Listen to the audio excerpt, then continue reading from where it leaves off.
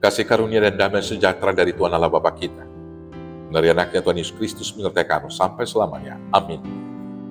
Selamat pagi saudaraku, selamat memuliakan Tuhan dengan semua aktivitas yang baik. Dipandu firman-Nya dari 1 Korintus 4 ayat 5, demikianlah firman Tuhan. Karena itu janganlah menghakimi sebelum waktunya, itu sebelum Tuhan datang. Ia akan menerangi juga apa yang tersembunyi dalam kegelapan, dan Ia akan memperlihatkan apa yang dirancangkan di dalam hati. Maka tiap-tiap orang akan menerima pujian dari Allah. Demikianlah firman Tuhan.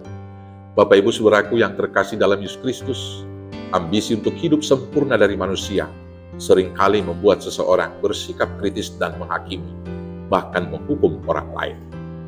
Seringkali seseorang menilai orang lain dengan ukuran yang sangat ketat, sementara jika menilai dirinya sendiri, mengukurnya dengan ukuran yang sangat longgar. Ini adalah sikap yang berbahaya, karena jika kita berpegang pada kebenaran, kita tidak berwenang untuk bersikap demikian, karena satu-satunya yang berhak atas penghakiman adalah Allah sendiri.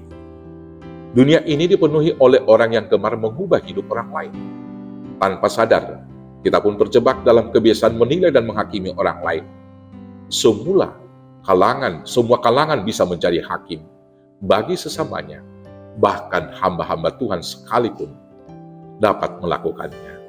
Banyak hamba Tuhan yang berusaha membereskan dosa-dosa orang lain, tetapi luput untuk membereskan dosanya sendiri.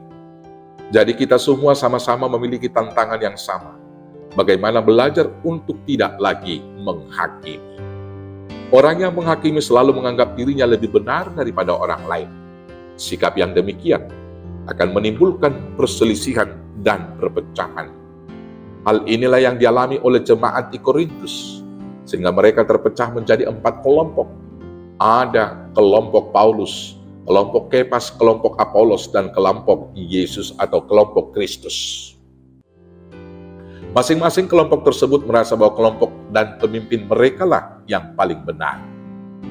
Dan mereka menghakimi kelompok yang lain tidak benar dan tidak menerima kuasa dari Tuhan. Dalam situasi yang demikian, Paulus menasihati mereka di dalam nats renungan hari ini dengan berkata, karena itu, janganlah menghakimi sebelum waktunya, yaitu sebelum Tuhan datang. Ia akan menerangi juga apa yang tersembunyi dalam kegelapan, dan Dia akan memperlihatkan apa yang direncanakan di dalam hati, maka tiap-tiap orang akan menerima pujian dari Allah. Bapak Ibu saudaraku yang terkasih dalam Yesus Kristus, pada zaman ini banyak orang yang mengaku orang percaya, tetapi hidupnya tidak dapat dipercaya. Banyak orang yang mengaku pengikut Kristus, tetapi tidak menjadi pelaku kasih yang sesungguhnya.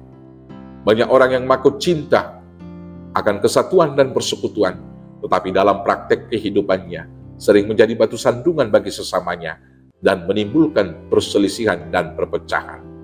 Kita sebagai orang Kristen seharusnya malu bila di sana-sini gereja masih mengalami perselisihan dan perpecahan, hanya karena perbedaan pendapat dan pengertian, dan kemudian saling menghakimi satu dengan yang lain. Kita seharusnya malu apabila ada gereja yang saling menghakimi dan saling mengkafirkan satu dengan yang lain. Kita tidak menyadari bahwa dengan terjadinya perpecahan di dalam gereja, kita telah mencabik-cabik tubuh Kristus yang satu itu. Gereja boleh saja berlomba untuk menampilkan pelayanan yang terbaik, tetapi harus menghindari cara-cara yang dapat menyebabkan persaingan yang tidak sehat. Gereja adalah tubuh Kristus yang harus kita jaga keutuhannya, dan gereja adalah pusat pengajaran iman tentang Kristus. Karena itu gereja harus menjadikan Kristus menjadi pusat pemberitaan dan raja dari gereja tersebut. Untuk itu kita tidak boleh saling menghakimi dan mencari kemuliaan sendiri. Segala kemuliaan hanya kita persembahkan untuk Tuhan saja. Karena itu, mari kita saling memahami, saling mengampuni, bukan saling menghakimi. Tuhan Yesus memberkati. Amin. Kita bersatu dalam doa. Terima kasih Bapa yang baik. Biarlah Tuhan yang memberikan kami hati yang dipimpin Roh Kudus, sehingga kami melihat kesalahan kami. Dan dengan demikian kami rendah hati mau memohon pengampunan dosa dan tidak menganggap diri yang lebih benar dan menghakimi sesama yang lain. Dengan demikianlah kami boleh hidup di dalam damai sejahtera-Mu, dipersekutukan di dalam tubuh Kristus, dan Kristus menjadi kepala kami. Maka jadilah kehendak-Mu bagi kami hanya di dalam Yesus Tuhan Juru Selamat kami yang hidup. Amin. Selamat dipersatukan di dalam Tuhan. Selamat beraktivitas. Tuhan Yesus memberkati. Horas, horas, horas.